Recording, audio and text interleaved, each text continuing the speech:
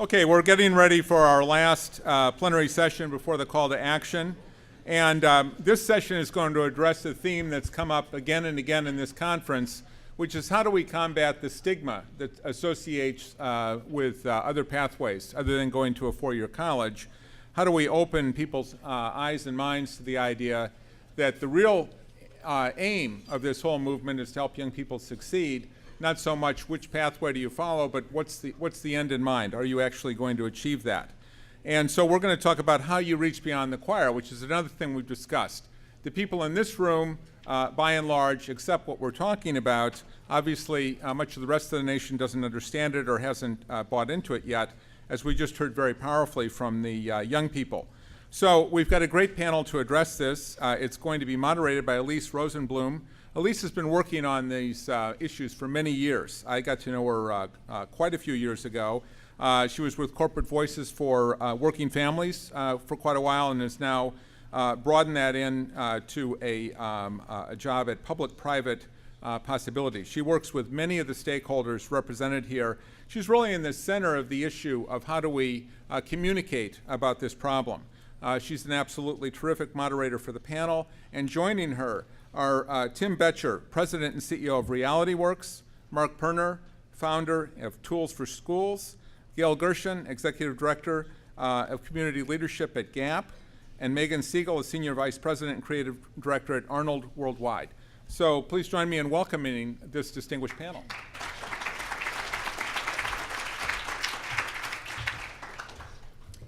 Thank you. So I want to just start off by saying I feel so energized after the panel with young people, and I know it reminded me, and I'm sure it reminded everyone, why we do this work and what's so important about this session and how we really do build public will for a broad pathways movement so that every young person in the country has the opportunity to have the experiences that these young people today shared with us. We're going to focus on this panel in really taking the conversation up a level to think about, given all the work that you all are doing on the ground in communities and that we're doing through collaboration, how we take that and translate it and communicate about it so that we can really get this movement going. There are a couple themes I want you to listen for. I had planned to have some questions for my panelists afterwards, but I really want to get you guys involved in the conversation. So I'm going to just flag a couple of themes that I think we've been hearing a lot about during the conference and that you'll hear about from their comments, and then I'm hoping that we can get some conversation around some of these issues, and I think they point us in some of the directions we need to go to really activate the movement. So one is around collaboration and the importance of cross-sector collaboration. Another is around reaching parents and students and helping them overcome their preconceptions about the value of education, the value of work, and how those two things relate to each other. And the third is really around employers and employer engagement and the role that employers are going to have to play in helping to drive this movement.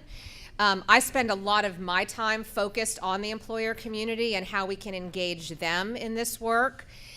Two of the big barriers that I see in the work I do is around changing perceptions in the employer community about who's talented in this country, and helping them see young people like the young people that are up here as skilled, diverse sources of talent and worth investment so that they can help bring that talent into their workplace.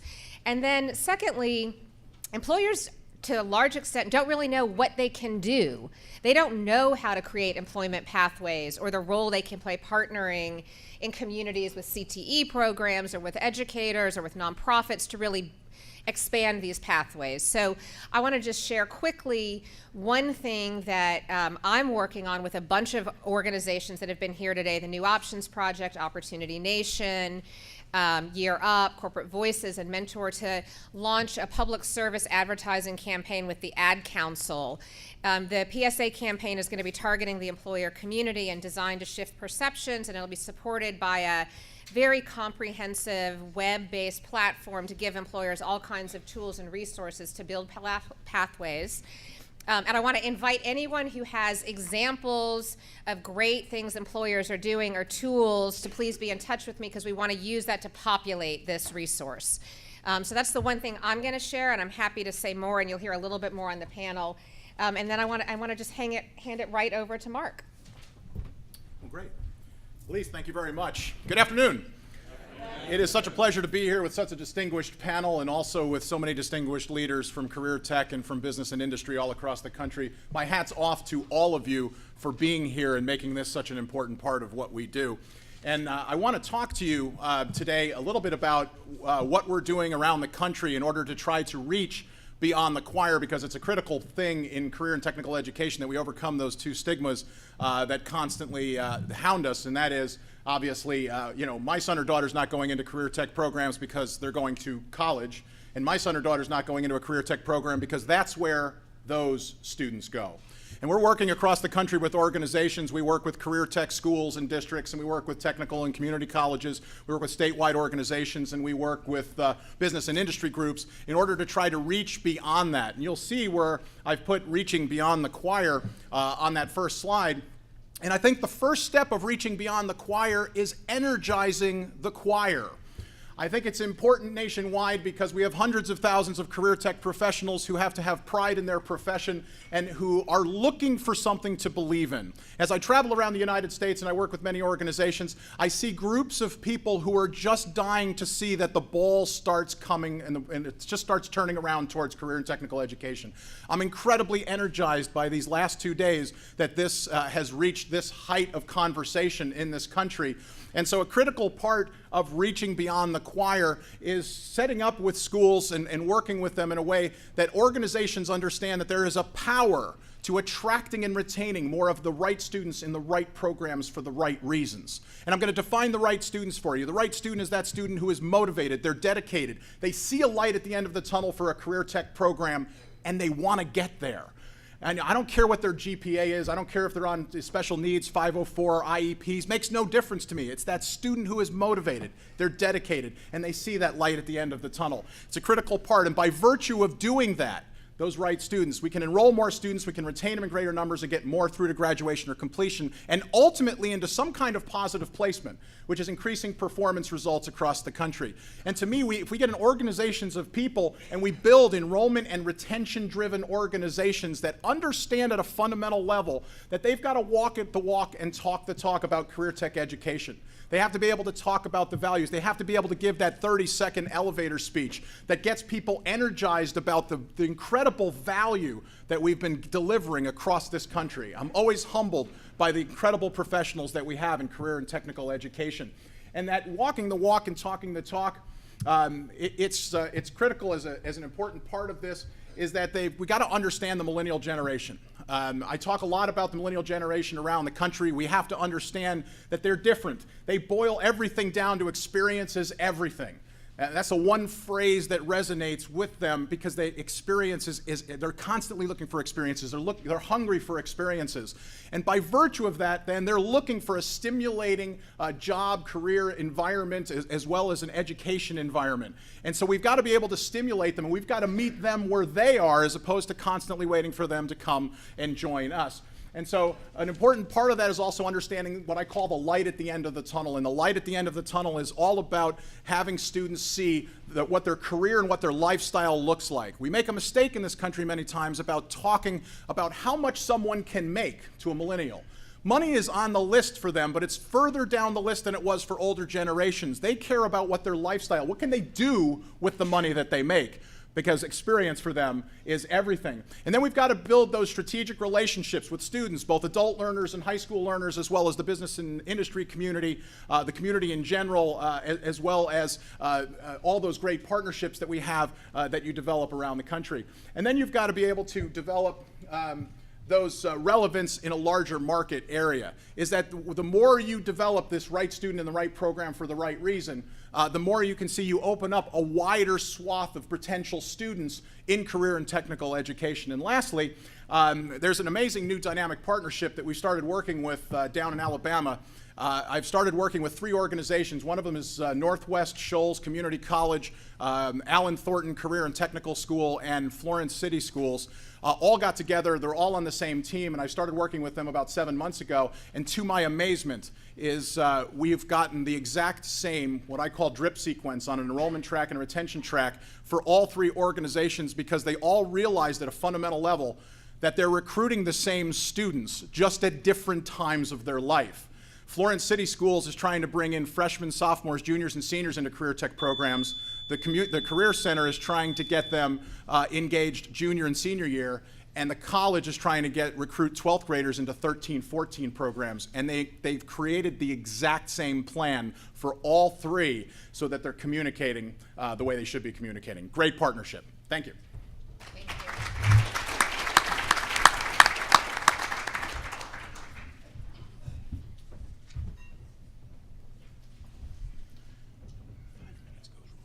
Who's controlling the slides? Do I keep going?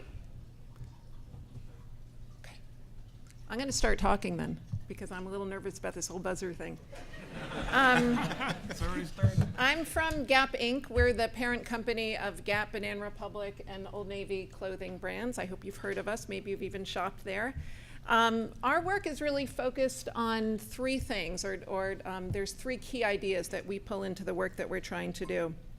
One is that we're a very large global company. We have 130,000 employees. We have 3,100 stores. We have a little bit of cash that we invest through our foundation. But our belief is that these other resources that we can leverage are actually the more powerful tools and resources that we can bring to our work in the community. So we're definitely try to be about much more than cash in our investment. We also believe that if we design our programs well, they will bring value to the business. They'll actually be a really powerful driver for what we do in the private sector as a retailer, as a for-profit company, so that when times are bad and maybe profits drop a little bit, these programs aren't eliminated. We've seen that happen in a lot of other companies, right? You have a corporate foundation that does very well when times are good, and then when times are bad and there's actually even greater need in the community, that's when funding is cut. That's actually, we're trying to do the opposite of that. And then third, there's something that we know a lot about, and that is giving teenagers first jobs. We did the calculation. We think it might be in the millions of over the years the number of teenagers who've had their first jobs at Gap Inc. stores. So we're really trying to leverage that. And we do this through something that we call the transformative power of work. I had a long explanation about what the transformative power of work is, and I'm going to kind of abbreviate because we just saw it with the panel of young people that just spoke before us. I think we've seen that there is a transformation that young people typically go through when they have that experience that leads to the first paycheck and leads to growing skills and knowledge and confidence that come with that on-the-job learning. So really what we're doing is built on this notion of the transformative power of work. Now you might ask, what does that look like in this work that we're doing to invest in youth? And it's very clearly an investment. This is not charity, this is not philanthropy, this is investing. That looks like work that we're doing in 5 countries. As a global company, we work with about 60 nonprofit partners. Through our various programs, we serve about 80,000 youth per year. As you might imagine, there are countless stories. So I want to go in depth into one particular program, which is called This Way Ahead. This Way Ahead is a 20-month program. There are 4 phases. It begins with a 2 to 3 week career readiness effort. We partner with Gap and Old Navy stores and the employees working in those stores and 2 on-the-ground nonprofits. The youth are recruited by the nonprofit. They go through a 4-month job readiness training. And our employees help teach the classes. So as you might imagine, I live in New York City. So the way the program works in New York City is one of the facilitators is the manager of the Old Navy store at 6th Avenue and 18th Street. When that manager walks in and he says to teenagers, I know you're learning a lot about getting a job, but I hire and fire teenagers just like you every day. Let me tell you what you really need to know. Like, not what everybody else says, but this is the real deal. The kids sit up, they pay attention, they know the brand, they know the company, and they are even just through that kind of interaction, I think, beginning to experience the transformative power of work. The 4-month job training program leads into a paid internship in our stores, in Gap and Old Navy stores. The youth typically work 10 to 15 hours a week. It starts right after July 4th weekend, so they have the summer when they're not competing with school and needing to balance school and work as well, but then it continues into September. While they're in the store, they don't just fold jeans and t-shirts. We use the store as a microcosm of a larger business, so they rotate through operations and human resources and visual merchandising and loss prevention, really to get a broader exposure to the world of work. To date, 86% of the graduates of This Way Ahead have received offers for permanent jobs, so it is a good pipeline for us. That's the business value. But I think more important, it's really about experiencing that transformative power of work. So last, 25 seconds. This is really about creating a virtuous cycle. And you can see as the cycle moves around, the youth are better prepared for the world of work. They have access to jobs, mentors, and more opportunity. Our employees are learning new skills, and there's a big emphasis on the leadership skills that our employees are receiving by running these programs. And the company has better prepared youth, longer retention, access to diverse talent. And lastly, these are 3 of our recent graduates. From my left, it's Ray, Vieira, and Rose. They represented us at the White House last June, and we could not have been more proud of them. Thank you.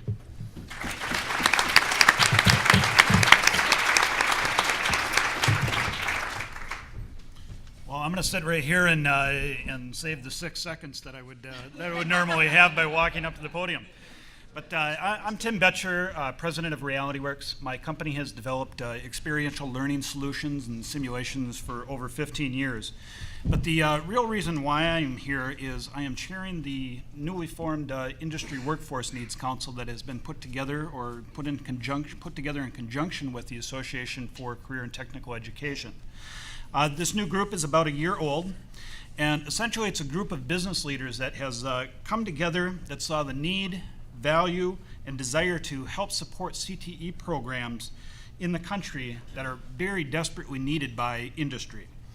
I think we've all seen the issues of training expense doubling in the last 10 years, job vacancies going unfilled, the lack of students interested in areas of critical need by industry, and the declination or erosion of CTE programs and other critical offerings in the schools.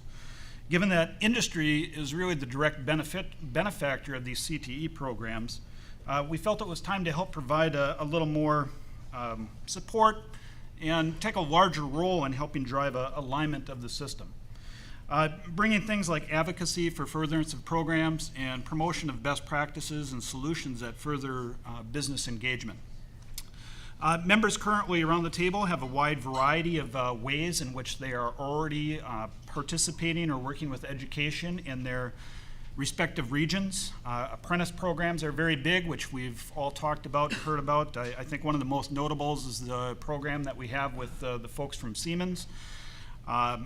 They really have what I would call a true apprenticeship program, because the students actually get the training right in the manufacturing facility and then get the credit from the Piedmont Community College there. This provides a great opportunity for the student, and in Siemens' words, apprenticeships are a great way for us to turn today's talented young people into the experts that we need for tomorrow. Many other companies are doing similar things, and even in my company, we try to have about 30% of our product development and engineering teams be high school youth apprentices or interns.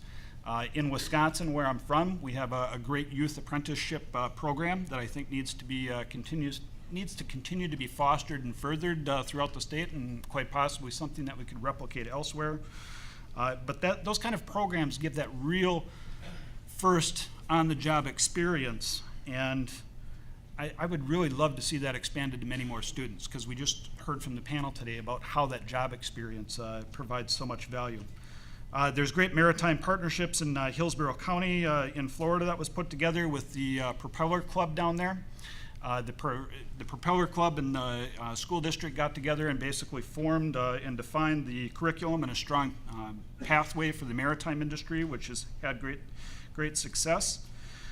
Siemens and a number of other companies have also come together to create a STEMmersion program, which is an externship and a 2-week training program for math teachers to learn more about how STEM and science and technology are applied in real-world applications in the manufacturing environments. And I'd encourage you to go out to YouTube and take a look at STEMmersion if you're not familiar with it. We have other great things like in Osseo, Wisconsin, there's been a group of business leaders that have come together to help support the school districts and develop a student-run machine shop called Carndle Manufacturing right in the schools. And I could tell you more about that if you would like, but it's really a physical manufacturing facility right inside the school. Students are paid that go through it. Yeah, I see some people nodding their heads, so you're familiar with it, but it's a great program, and replicating those kind of things would be wonderful. There's just a laundry list of great business and education partnerships that we could go on and on about. But back to the council, our mission is to really improve the supply of ready skilled workers in the U.S. And we have three main objectives. The first is identification and communication of critical hiring needs. We are currently or actively working on an alignment tool. It's kind of a model which we hope to soon pilot that will take a look at a region's industry need, engagement level of business, and the skill sets provided by education, and look at some key measures along with, beyond just those, to help identify where gaps exist so time, energy, and investment could be strategically placed. Also, our next objective is furthering business involvement in education and promoting formation of business and education partnerships through internships, externships, and other kind of playbooks to help business leaders understand how they can take a larger and better role. And then doing our part to help redefine the image of education, which I know will be talked about next. One thing I do want to say, because I'll skip over the last points, is one of the points that's made by one of our members is we don't have the right to complain about what we are getting from education unless we are willing to get off the sidelines, roll up our sleeves, and help solve the problem. And that's what I think we're all about. Thank you.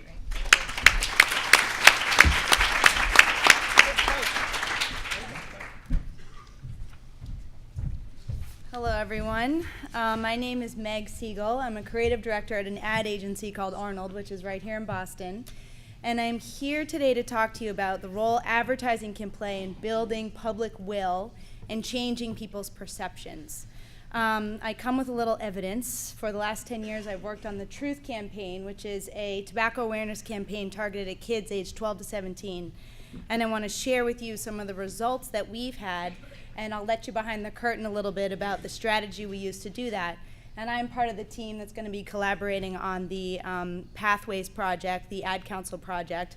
Television advertising is going to be part of it, and we're also going to have more grassroots methods of connecting employers with opportunity youth. So let me figure this out. Where do I point this? There we go. Okay, so Truth. For those who haven't heard of it, I'll make this quick. Truth is a marketing campaign that is unmarketing tobacco to teens. It's been around for about 11 years. 80%, this is how we started out, 80% of people who smoke in the US start before the age of 18. 70% of smokers want to quit, and only 3% can succeed. Smoking is just as addictive as heroin and cocaine. Not many people know that. The only way to impact this health epidemic is to be sure that teens never start. That's where we come in. And our mission is to reduce youth smoking. So what we needed to do is we needed to turn the world right side up. We know that the tobacco industry operates in a place where they are rebellious and empowering for our teen audience. So we needed to be in the exact same place that the tobacco industry operates. So all of our messaging is empowering and rebellious for kids, to get them to reframe the way they think about tobacco and to challenge and use critical thinking to challenge the way they consider it. So how do we do this? We create a strategy for ourselves that all our work is based off of. What does it stand for? Honest facts and information. Who is the enemy? Lies and deception. Why do we matter? This could be a new way for teens to rebel. And so everything we've done for the past 12, 11 years has been based off of this strategy. Some of the results from this is teen smoking is down 48% in high schools.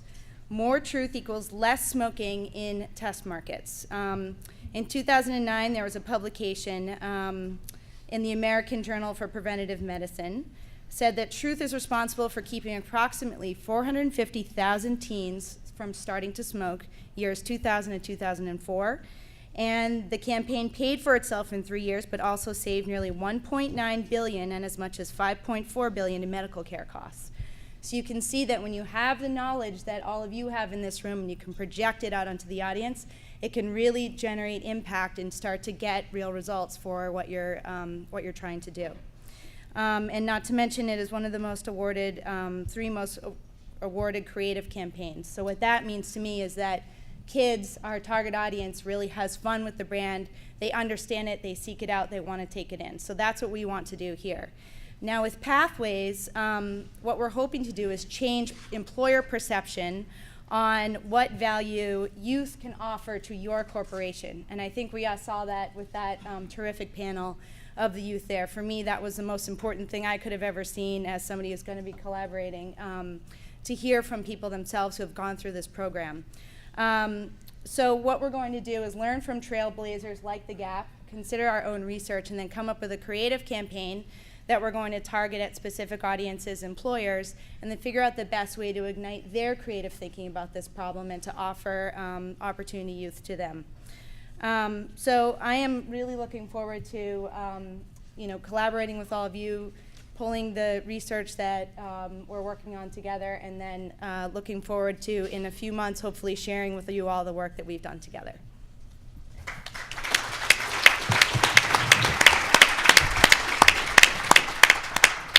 Great. So these were extremely disciplined panelists. Thank you very much. I'm eager to have a conversation, and I have like one or two questions I'd love to get out and get people's reaction to, and I hope you guys will be thinking about questions, because I think we'll have time for some dialogue with the audience. So the first question is, I mean, almost everyone on this panel is thinking about how to work with employers and are working with employers who are doing this work. What do you think are some of the strategies we can use to get to other employers and really bring more and more people into this work so that we truly can build a movement around the broad range of pathways that we need in this country? Anyone want to take a crack at that? Well, I'll start. I would say the biggest challenge that we face with employers is getting employers to understand, first, why do they want to invest their limited time, energy, and effort into partnering with education, making sure that they clearly understand the value proposition. And then two, most employers don't understand education all that well. So having a very clear kind of playbook or roadmap for how employers can get engaged, what are the actions, activities that they can take on? How do we take a leadership role in working with education, and what are some of the things that we need to be thinking about or looking at and working on? That is probably the biggest challenge I see kind of time and again with most of the employers that I interface with. Is they're great industry players. They understand their market spaces very well. They're very limited on time. They want to see action and delivery. And when they come into education, they don't quite understand it. Yeah. One of the things we're doing as part of this Ad Council campaign to kind of get at that issue is the campaign is going to be driving people to a web platform. We're calling it an employer resource platform until Arnold brands it for us. But it's really going to be a comprehensive set of tools and resources to make it very easy for employers to connect to pathways. So, we have a lot of beginning thoughts of tools that we're aware of, but again, I want to be super invitational. Timm and I have already agreed to have an offline conversation to pull in a bunch of the resources that he's aware of. And for those of you that are successfully working with employers, we really want to populate this resource platform with as many examples as possible. We're especially interested in examples of great work that small and mid-sized employers are using to connect to through CTE or through education partnerships or otherwise to create pathways. So just a request for input if people have it. Well, I'll just build on the question you asked before. So building on your point about millennials and what millennials are looking for in the workplace, the population that is in their 20s, early 30s, are really looking for purpose-driven brands and really want to work at companies where there is some social meaning to what they're doing. I think that the research shares that pretty clearly. If you want to find more, look at the Cone Communications website. There's a ton of stuff out there on this. The Deloitte Impact Survey is also great in measuring what employees are saying they want to do as part of their day jobs. And a lot of big companies already have these, huge volunteer programs, but they're sending employees to do things like, let's go repaint the gym that the corporate team painted last week. And what you can do to engage them, and I don't know how many of you have had that happen, but they say, we have 200 people, we want to come volunteer next Friday from 2 to 4, can you make it happen? Push back on them and say, that's not what we need. Here is very specifically what we need. And it's not the one shot, a whole bunch of people all at once. So those programs already exist, and I'm not saying that that's an easy thing to do, I totally get it, but it is really helping them redirect a lot of the things that they're already doing into something that's actually more productive for all of you. Great. I'm going to open it up to questions in the audience. I have a couple more up my sleeve, but see if people have thoughts they want to get at with this panel. I'm thinking about building public support, which is something I know nothing about. I only know what happens when you don't have it, and I get frustrated. I'm a professor. But it seems to me that we're talking about at least 5 very different audiences, and I'm trying to imagine how I don't think you address them all at once. We've got employers, we have educators, we have youth, we have parents, and then there's this amorphous group of policymakers, and somehow all of them have to get on board. How do you differentiate or segment your market so that you can do that? I just have one thought. I think that is necessary to a certain extent, but I think what is also really important is that we're getting out of our segments and we're talking to each other and we're collaborating. I think that's why the collective impact notion has really taken root, so that the employers are talking to the educators, are talking to the nonprofits, are talking to the policymakers. So I think from the work that Meg was describing, yes, in terms of an outward-facing campaign, figuring out that there are different messages for different audiences is very important, but I think the other key thing to do is to figure out how we're talking to each other better. This conference is a good example of that. I would also like to build on that and just say that looking at what we all have at our fingertips, there are a multitude of free systems that we all use and people around us use every day to communicate with one another, things like Facebook and Twitter. And if there are other platforms which you or organizations around you use regularly to create pathways, we would love to know about them, because as we move forward building a communications plan, knowing about those will be critical for us to get information to and from people with whom it matters most. And I'd just like to add, it's about relationship building. It's about starting a relationship as early as possible in the process with all of those stakeholders that you mentioned. It's critical that we start career and technical education much earlier than we do now, as far as getting parents on board to understand the power of career and technical education, so that they're not an obstacle in the way when the son or daughter walks home and goes, wow, I saw something that was amazing today, and they look at them and go, but you're going to college, that's not a fit for you. And so they're a huge group of people that we have to start building a relationship with much earlier. A big fan of social media, I'm a big fan of national ad campaigns, but it's also got to be combined with that local grassroots movement in your local communities, where you're getting the word out that this has changed. We are attracting and retaining more of those right students in the right program for the right reasons. And by virtue of that, we enroll more students, we retain them in greater numbers, and we get more through to graduation, completion, into positive placement. Those are the performance standards and the numbers that you can then use in an ongoing basis in your local communities for getting the word out that we are truly making a difference in education. Yeah, I mean, I think that just to build on that, I think the emphasis on the work that's happening on the ground in local communities is exactly right. And national communications campaign is meaningless unless it's tied to best practices that are producing real outcomes for young people and employers on the ground in communities. So I absolutely agree, and I think we're very clear that this has got to be a virtuous cycle of building on what's working, elevating what's working, and then driving support for what's working. And the other thing I would say with respect specifically to policymakers is I think that is the longer haul in this work, and I think by activating educators and parents and students and employers around the best practices that are working and really getting that in motion, it is going to really provide the evidence we need to drive policymakers to make the changes we need to support growth of that work. we have two questions right here. Why don't you, why don't we let her go and then you go, Arnie? Well, this is not a question, but a plug for policy being first.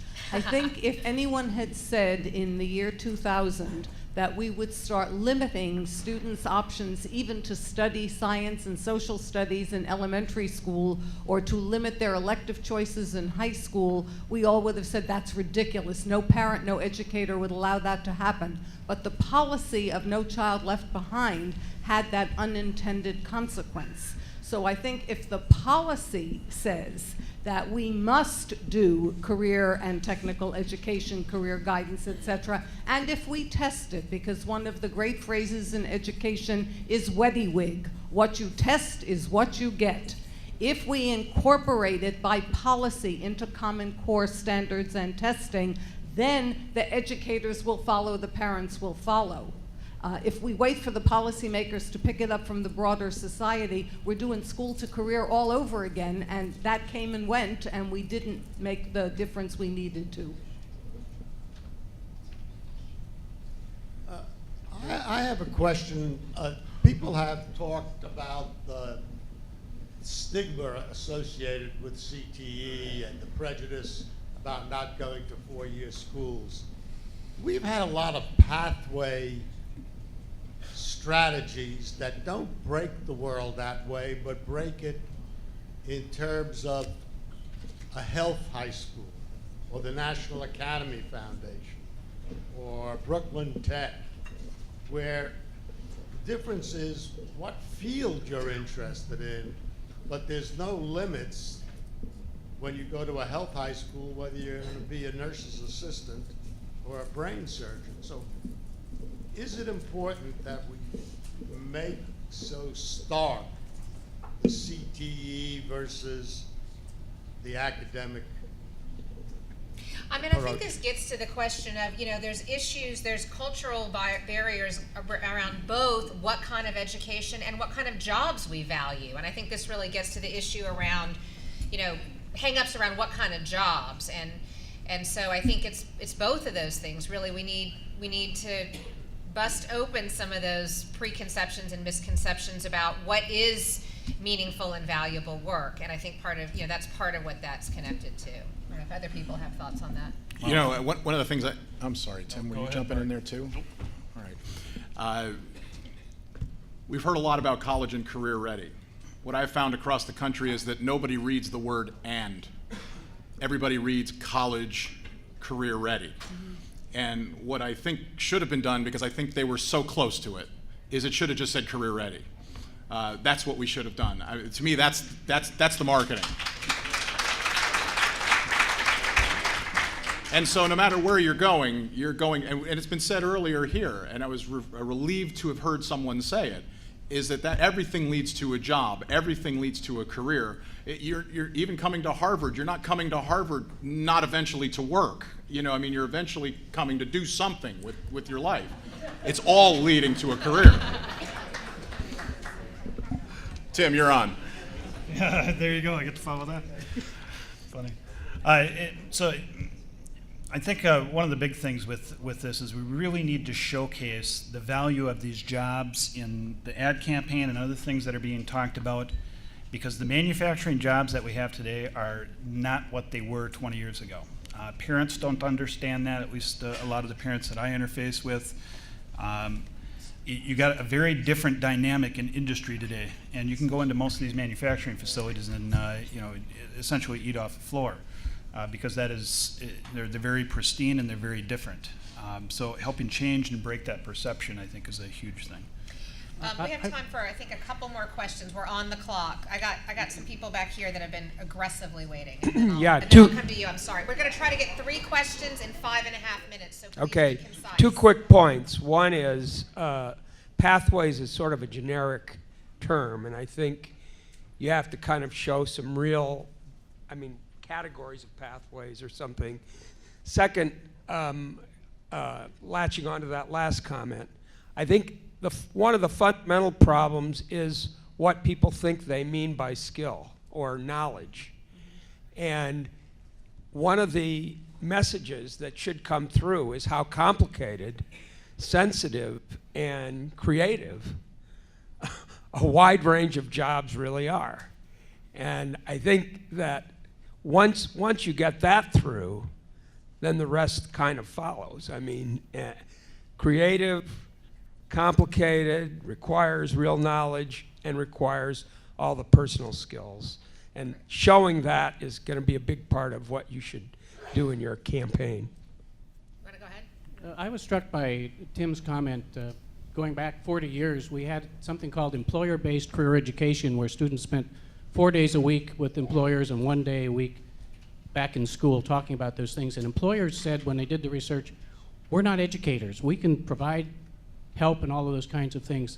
In following Ms. Packer's comment, it seems to me one of the problems we have is showing that there's academic learning. A lot of the stuff that we did in the 1970s was integrating things so that we would say, in your company, how can we learn or demonstrate that kids are learning chemistry, that they're learning psychology in the advertising business, that they're learning all of the things that they're supposed to be learning, because we know that we're not only training people to get jobs, we live in a democracy and we need to have other things like citizenship and those kinds of activities. So what kind of dialogue can we have to begin to unearth the academic content of the work that you do? Well, that's a great question. That's a really tough question to break down. Siemens has, I think there's a lot of partnerships that could be done more with the schools to really engage industry, to get better connected with what goes on within the jobs, and to provide opportunity to identify how the training that could be provided to youth or students could align to the requirements or the certifications that industry is in need of. I don't think there's a holy grail answer to the question that you just proposed, but doing this at the grassroots level and creating, at least in my opinion, some formation of playbooks or identifying here are the best practices that others have implemented. And I can think of the Siemens one along with several others, but here are the best practices that were implemented, and let's go out and take and replicate those. Because rather than trying to do program creation, let's do program replication, because replication is much easier. It's just a matter of identifying those, putting those into a model or framework that can be replicated, and then communicating that on a larger scale. Because a lot of people in the country are looking at what can I do, and we're focused too much on creation. Go ahead. So I just want to, I think we're going to wind down, and I want to give each of the panelists like 30 seconds to just share any closing thoughts, because I've been told we're back on the clock. So anyone want to, any closing thoughts people want to share about how to build this movement? Just real quick, I think you're doing remarkable work out there. I am reinvigorated every time I walk into a career tech center, career tech programs. Keep the pride in your profession, and build on that in your organizations, and you will start to see things come around, because I think you're going to start getting some national help and some tools and some things that will really make a difference. The fact that you're here, I think, is absolutely an amazing testament to how well career and technical education has held up, and the business and industry community support is phenomenal. So good. Yeah, and I think that that Sputnik moment that we had talked about throughout the conference, I think that is a very critical thing for us to do. We are at a juncture in time where a lot of these programs that we have in play, we have all sorts of programs of excellence or instances of excellence, and it's time for us to identify those, replicate those, and take it on a much larger scale. A whole lot easier said than done. I would focus on, and it's just the piece that I think I know the best, because I'm not a professional educator, but on getting more employers involved. That we were very clear when we had a conversation about the Ad Council project last year that we were not ready to have a campaign that directly spoke to youth, that we really had to get more employers to step up and say, yes, I want to be a partner in this work. So I think some of the questions have been about sequencing, what happens first, second, and third, and I think it's hard to say, if it's possible, we want to do as much all at the same time as we can, but really getting the employers to step up. I'm excited to do what I can to help make that happen. And I would say too that along the lines of framing this up for employers, approaching this as a value exchange with the youth and not something that you should feel obligated to do will be critical to its success. Great. And the last thing I want to, I guess, just leave us with is I keep thinking about a phrase that someone used yesterday morning, which was around no wrong doors and no dead ends. And I think that that's really, messaging, at least for me, that's really resonating in sort of thinking about this broader movement. So I want to thank the panel and thank everybody for sticking with us through this last session, and hand it over to Ron and Bill.